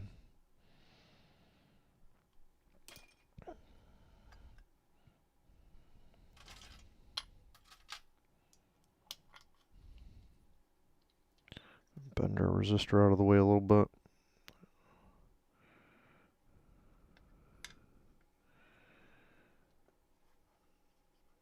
And same thing.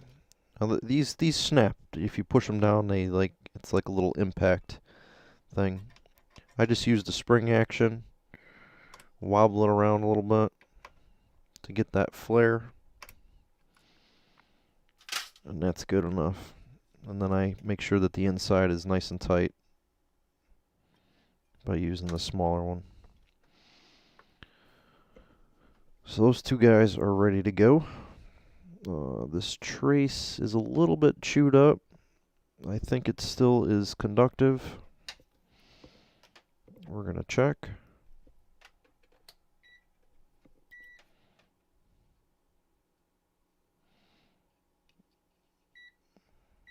Actually, there's a break in that trace. So we will have to repair that. There's a little break right there. Hard to see, but I do have some trace repair. So we will do a little patch on that. That's just a board transfer, so that's not really a crucial trace, but you know, I'll get the get as much of the epoxy off as I can, taking a flat blade and just kind of using it as the back of a chisel.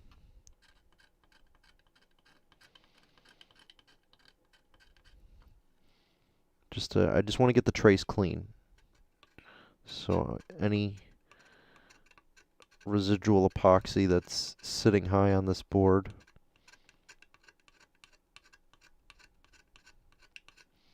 I want that scraped away.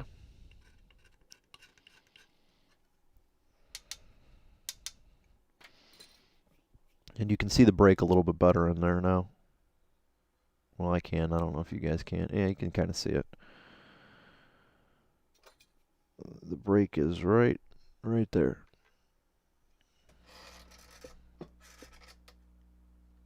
I don't know if the light helps or hurts it. There you go. Now you can see it.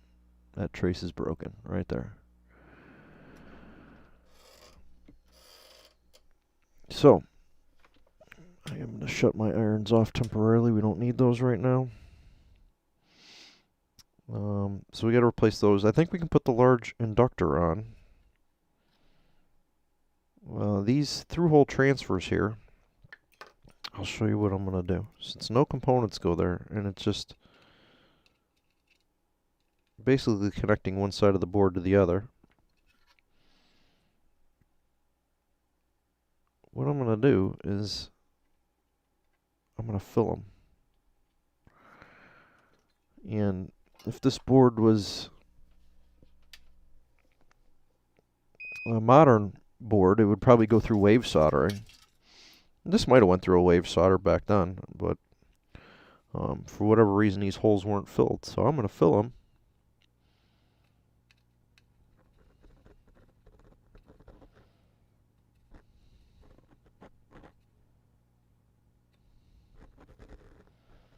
And that's just going to make sure that I got a good connection.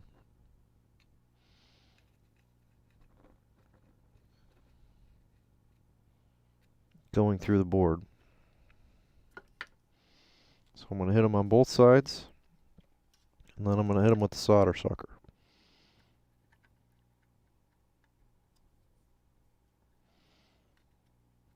And then I'm going to solder them again.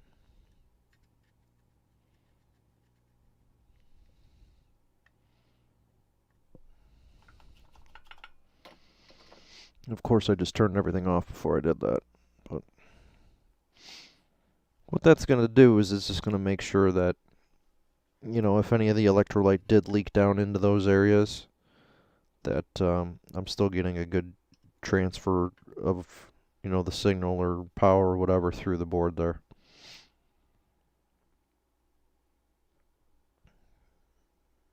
Maybe a little overkill, but we still have to replace a pad here. So we need another via there.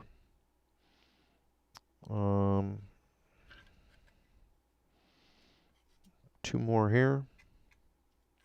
I gotta see what goes in those. I don't know if a component goes there or not. I think we are good to put the large coil in next, though. That seems to be okay. Solder sucker is at temperature. Let's take care of these.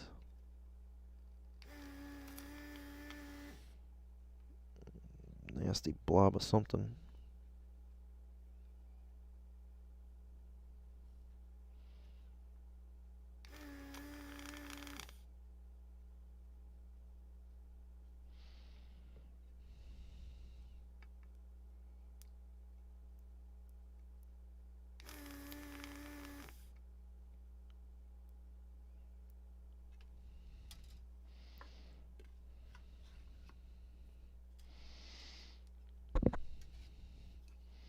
Can bend these caps out of the way. Ain't gonna hurt nothing.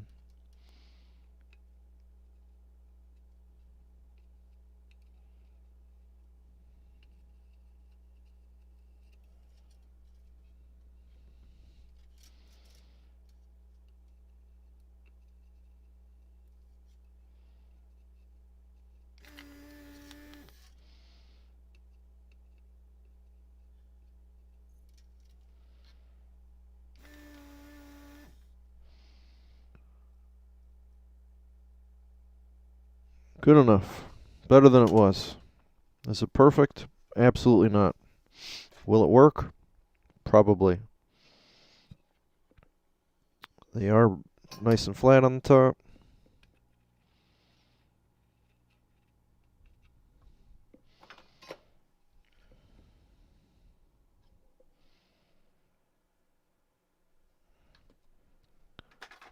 We can put our inductor down. And one of the reasons for doing that is there's a component that sits over the top of this. So I want to make sure that if there's a connection that's sitting underneath another part, I want to make sure it's good, because if that connection is not good, it's going to be really hard to find the problem when I put something over the top of it. So that's another important thing to kind of think about.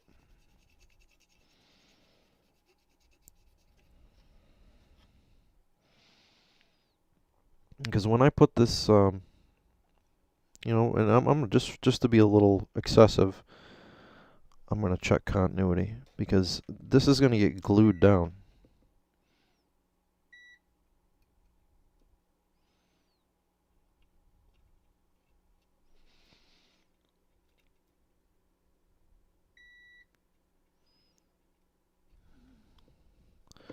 So this guy goes to here, to there, so that one's good. I'm getting a transfer of that one across. So it should be good.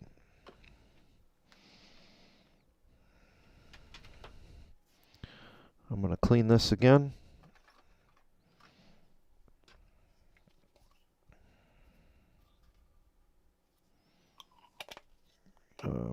Q-tips with isopropyl alcohol.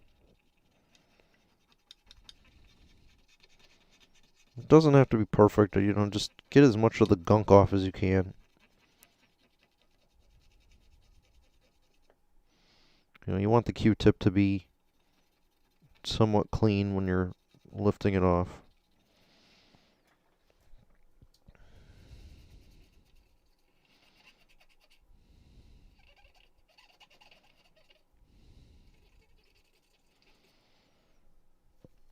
Hit it with a little hot air.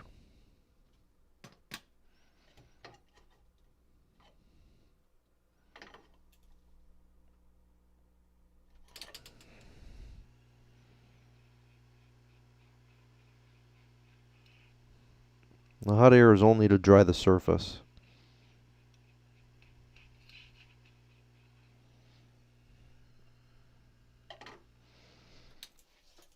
Alright, we're going to do the same trick. Now these pads are in pretty good shape. Actually, I'm not going to put that component on yet. I want to repair that trace first, but I'm going to prep the pads anyways on the top. Since they are super clean, I don't really need to flux them.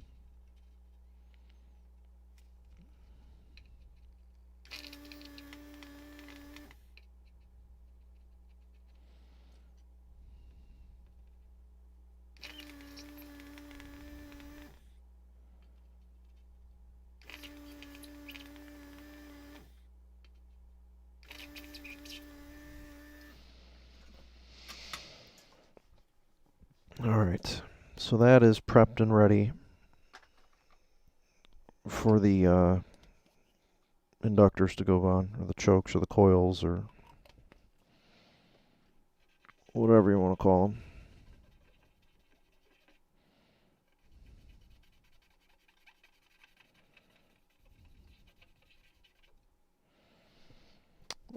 I have to do this trace because you can see the outline of the component comes like right by the edge of that, so I want to make sure that I get that trace on there before I glue that down. It might make it hard to get to. There's another little trace over here by these caps. It should be good. Yeah, that one's good. So what do we have left to do? We have to repair that trace, which means I need a new printout. We have to put the capacitors in. We have to put the inductors in. I think we can put the inductors in. No, I want to do that trace still. So these two little inductors, one goes here.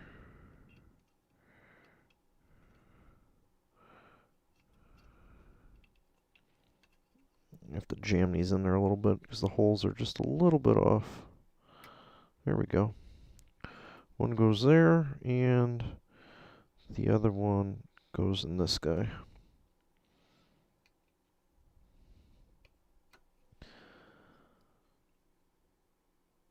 So we're going to put some Captain on the bottom. Protect them, but those go there. One capacitor goes here, the other capacitors go there. That replaces these LE tones that we've looked at before that are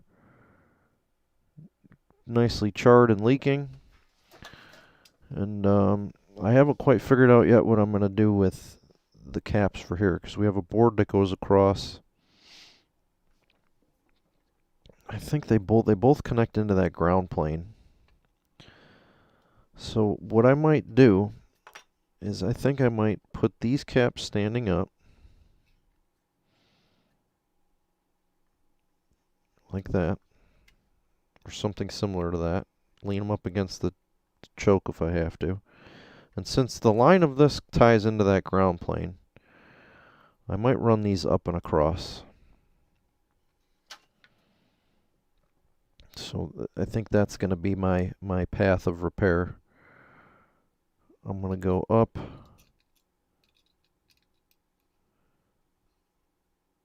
and over and connect them into these.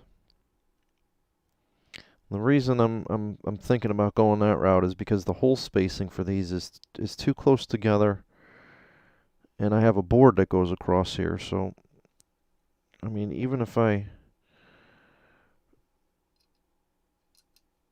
really get these in right, I don't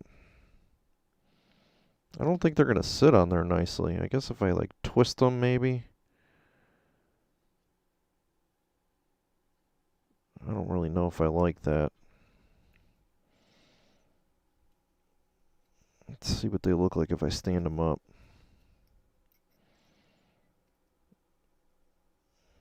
This is the other fun part about working with components that are different than what you would have originally had. You got to try and figure out how to make everything fit back in the board.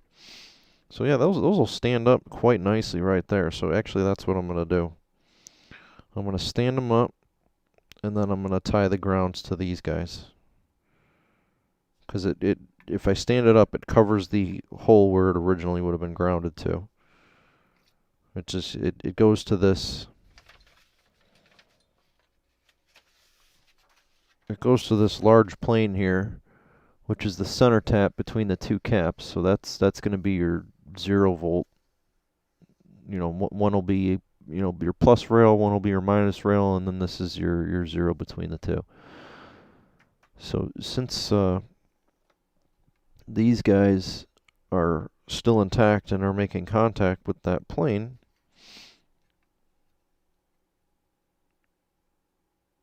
it's not going to really hurt anything too much by moving the connection from here to here. Electrically, it'll be the same, and I think it'll make a cleaner repair having these guys stand up like that. I don't want stuff like scattered all over the board. I think that'll look stupid. But having those, you know, riding up like that, I think that'll be nice.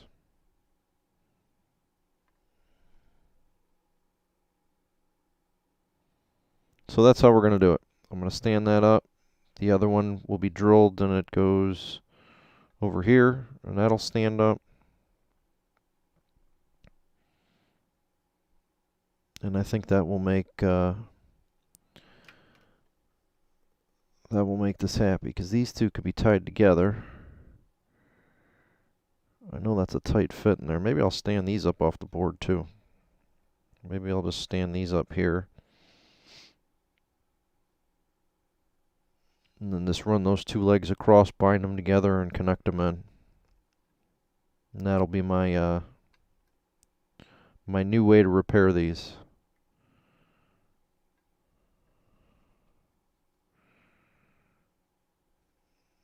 Because it is kind of tightly packed in there. Well, the first thing we got to do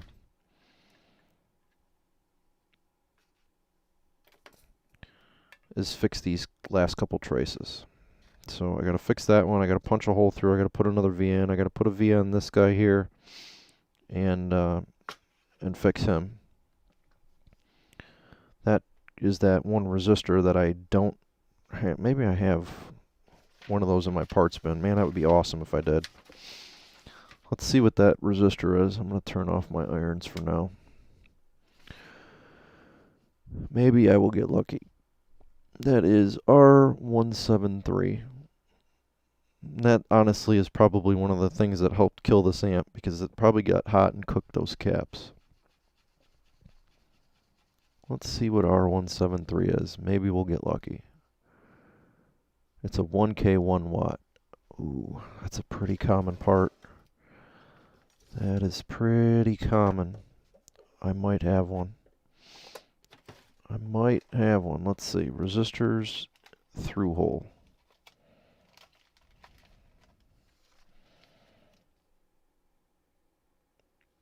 10 ohm.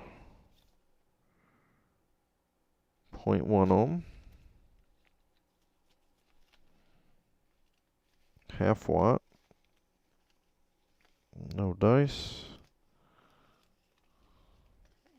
I know that's not it. 0.1.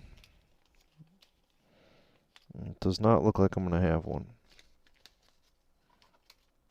I'll look in my little resistor book. Maybe I have one hiding in there. Actually, leave that out. That's a good tip cleaner. I can check my scrap bin too. 1K is a pretty common resistor, so I might be able to find one of those in a 1 watt version. Let's check my resistor book.